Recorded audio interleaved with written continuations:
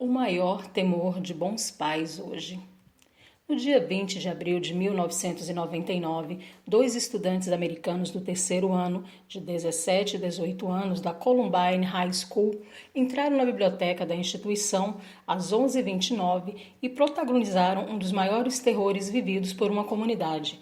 Eles torturavam psicologicamente outros estudantes que estavam no local, os prenderam e atiraram em todos, transmitindo a cena ao vivo. Apenas um dos estudantes que estava na biblioteca foi liberado pelos criminosos e sobreviveu ao ataque. Em seguida, os dois atiradores retornaram para a cafeteria da escola, onde beberam água, descansaram e conversaram tranquilamente antes de voltar à biblioteca e matar 10 colegas, um professor e ferir mais 23 pessoas.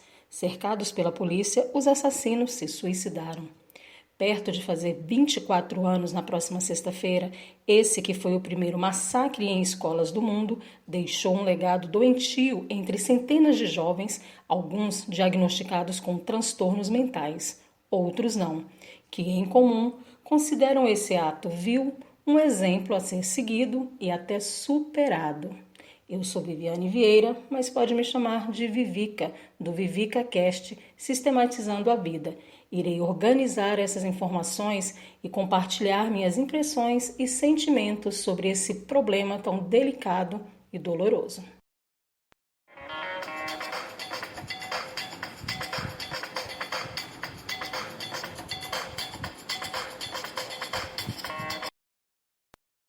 Pais, filhos, estudantes, professores de diversas nacionalidades estão assistindo perplexos casos quase diários de atentados em escolas e agora também em creches.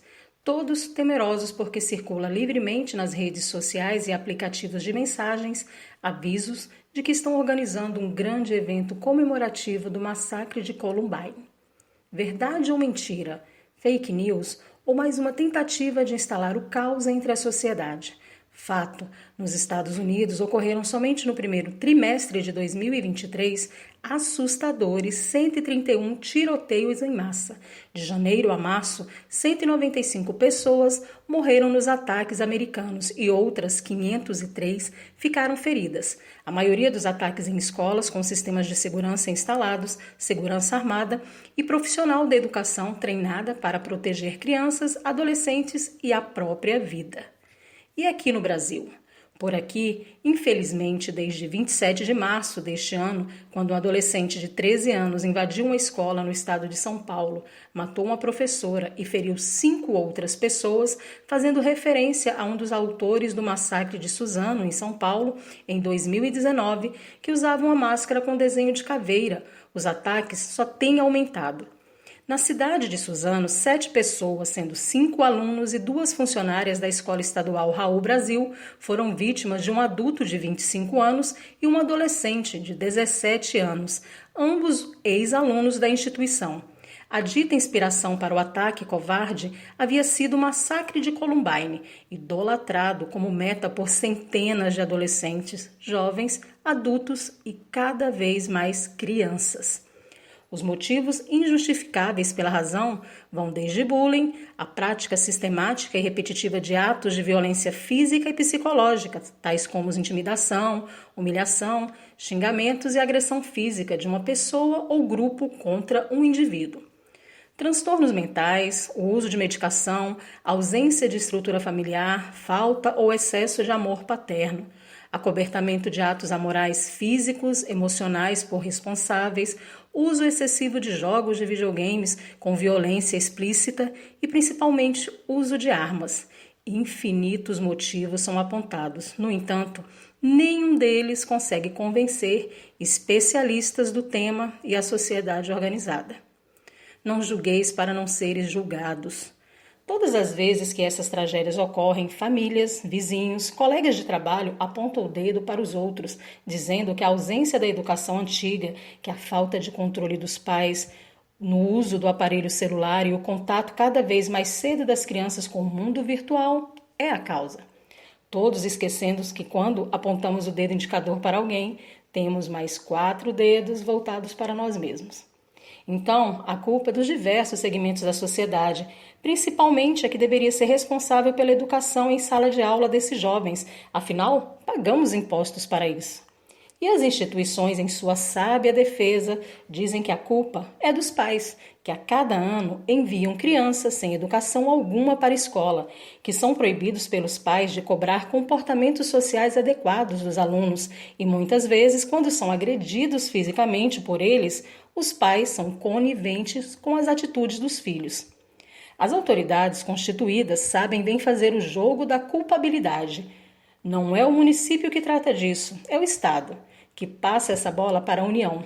O governo federal, rapidamente, em situações como essa, irá pegar a bola da vez e liberar fundos emergenciais, muitas vezes sem licitação alguma, para a criação de programas que evitem novos atentados às escolas.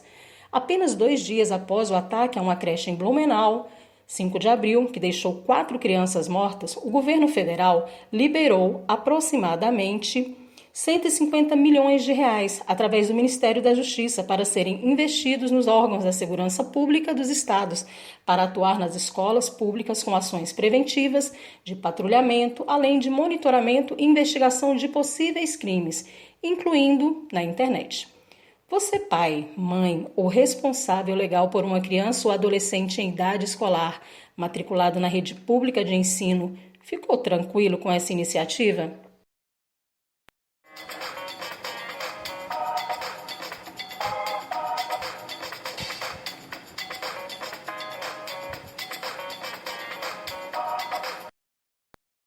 Aparentemente, as estratégias de evitar novos ataques nas escolas não incluem os colégios particulares, como se nunca tivesse ocorrido tragédia igual em nenhuma instituição de ensino privado no Brasil. Infelizmente, esses atos tão infames quanto os ataques de terroristas acontecem sim nesses locais de privilegiados economicamente. Em 2017, em Goiânia, o filho de 14 anos de 2 policiais militares usou a arma de trabalho da mãe em sala de aula de uma escola particular, matando 2 colegas e ferindo outros 4 alunos. O motivo apontado para isso foi a brincadeira de mau gosto dos colegas que o chamavam de fedorento, por ele não usar perfume e desodorante. Não descartando a questão social como causa desses ataques armados, os proprietários dos colégios pagam impostos iguais aos pais cujos filhos estudam nelas, e essas ditas patricinhas e playboys também sofrem e praticam bullying, padecem doenças, sofrem também violência física e verbal em casa, são induzidos a crimes e também autores de atos de violência que repercutem e são comemorados na tal Deep Web. Essa zona da internet que não pode ser detectada facilmente pelos tradicionais motores de busca, garantindo a privacidade e anonimato para os seus navegantes. Formada por um conjunto de sites, fóruns e comunidades que costumam debater temas de caráter ilegal e imoral. Tão terrível quanto esse espaço criado para o mal é ver em redes sociais os massacres que destroem famílias inteiras serem reverenciados no tal efeito contágio. Nos Estados Unidos, onde tudo começou, especialistas alertaram que a cada ataque em escola divulgado com imagens e nome dos autores, 3 a mais ocorrem em seguida. Estamos vivenciando isso no Brasil. Essa semana perdi a conta de notícias sobre ataques impedidos em escolas da capital, Porto Velho, em alguns dos demais 51 municípios rondonienses, idem em São Paulo, Rio de Janeiro, Goiás, Santa Catarina. Não foi à toa que não mencionei em nenhum momento o nome dos autores desses assassinatos em creches, escolas e colégios. Jamais concordei com a divulgação de suas imagens, porque sempre foi óbvio que a intenção desesperada é chamar a atenção da mídia, da sociedade, dos próprios familiares para eles. Felizmente, os veículos de comunicação brasileira assumiram o compromisso de não divulgá-los também.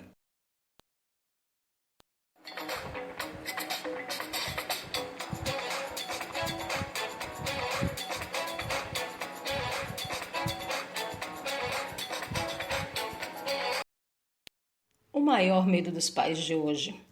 No ano passado, assisti ao filme Hora do Desespero, um suspense protagonizado pela atriz australiana Naomi Watts, que narra a aflição de uma mãe ao descobrir que a escola de seu filho é invadida por um grupo armado que toma os adolescentes como reféns. A cada 20 minutos você sofrerá com a incerteza do futuro do filho da protagonista, que começa a duvidar se ele é uma das vítimas ou o autor do ataque. Cenas mostrando atitudes e comportamentos suspeitos, conversas que a mãe relembra que teve com o filho enquanto luta para vencer dezenas de obstáculos para chegar à escola. Sem spoiler, e direi apenas que o final é uma lição, um alerta, uma conversa mental que muitos de nós pais temos receio de ter com nossos filhos porque o resultado pode não ser o que esperamos. Todos anseiam ser elogiados pela conduta e educação que conseguimos dar aos nossos herdeiros, levando indivíduos moralmente corretos que irão contribuir com o futuro do país, do mundo, e não alguém que interrompeu a vida de um bebê inocente em uma creche, de um adolescente com sonhos para o futuro ou de um profissional com a carreira consolidada aguardando a sonhada e merecida aposentadoria. Tenho fé que tenho feito a minha parte, mas não consigo julgar esses pais dos autores dos atentados que estão sofrendo juntamente com os pais das vítimas que tiveram suas vidas encerradas porque uma criança ou um adolescente acreditou que ao entrar em uma escola esfaqueando ou atirando aleatoriamente ou não, cumprindo um desafio surreal, iria pertencer a um determinado grupo ou seita. Quando eu tinha 6 anos, me agrediram com um soco na barriga em um colégio particular em Goiânia. Fui ameaçada e sofri inúmeros bullying em uma escola pública em Porto Velho. Na primeira semana de aula, quando tive 9 anos, em nenhum momento, apesar da raiva natural, pensei em revidar fisicamente. Eu não tinha exemplo ou influências alguma me direcionando para isso, e não era da minha índole. O que fiz foi me tornar diariamente a melhor versão de mim mesma, com o incentivo de meus pais e com o passar dos anos, estudando, trabalhando na profissão que eu escolhi, ouvi adultos daqueles grupos que me causavam medo e inseguranças na infância, ao ponto de faltar semana inteira às aulas, elogios do tipo: "Você é uma inspiração. Quando a vejo na televisão ou leio uma matéria no jornal, mostro para minha filha e digo: ela estudou comigo, sempre foi a melhor." Vamos voltar a divulgar e mostrar bons exemplos diariamente para nossos filhos, não deixando espaço para que mentes ardilosas a ocupem. Vamos amá-los sem esquecer que eles são humanos e irão cometer erros, mas que em muitos momentos deveremos impedi-los de fazer o que querem, principalmente quando suas vontades colocarem a vida de outros em risco. Somos seus pais, não apenas seus amigos. Eu acredito nisso. E você? O maior temor dos pais hoje foi o tema desta semana do Vivica Cast, Sistematizando a Vida. Sua opinião é importante. Terei prazer em responder os comentários e produzir também assuntos que você considere interessante para sistematizarmos por aqui. Curta e compartilhe. Até a próxima semana.